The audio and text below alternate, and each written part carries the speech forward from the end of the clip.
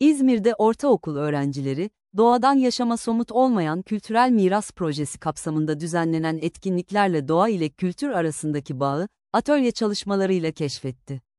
5 gün süren proje boyunca öğrenciler, doğadan ilham alan sanatsal, bilimsel ve teknolojik üretim süreçlerini deneyimledi. İzmir İl Milli Eğitim Müdürlüğü koordinasyonunda, Ege Üniversitesi Türk Dünyası Araştırmaları Aynı Enstitüsü ve şekilde İzmir Tarım ve Orman öğrenlerimizin Müdürlüğü'nün arkası. desteğiyle proje hayata geçirildi. Proje, Türk Dili ve Edebiyatı öğretmeni Necati Özcan tarafından yönetildi. İzmir'in farklı ilçelerindeki 18 ortaokuldan seçilen 30 öğrenci, doğayla kültür arasındaki ilişkiyi çeşitli etkinliklerle gözlemledi.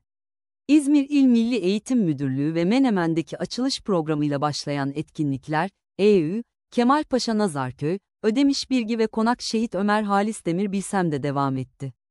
Öğrenciler, Gölcük Yaylası'nda efsaneleri drama etkinlikleriyle canlandırdı.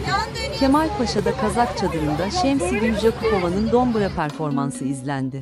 Ayrıca katılımcılar, Tinkercad ile 3D tasarım atölyesinde nazar boncuğu, kopuz ve doğa motiflerinden esinlenerek 3 boyutlu dijital nesneler üretti.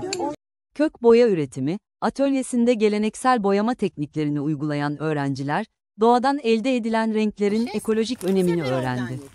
Zeytin ağacı ekolojisi, atölyesinde ise zeytinin doğadaki rolü ve kültürel değeri üzerine uygulamalı eğitimler yapıldı.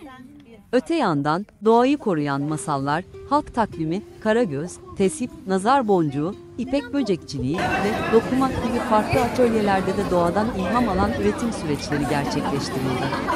Projenin son gününde öğrenciler, etkinlik boyunca çektikleri fotoğraflarla doğa ve kültür temalı bir gazete tasarımı hazırladı.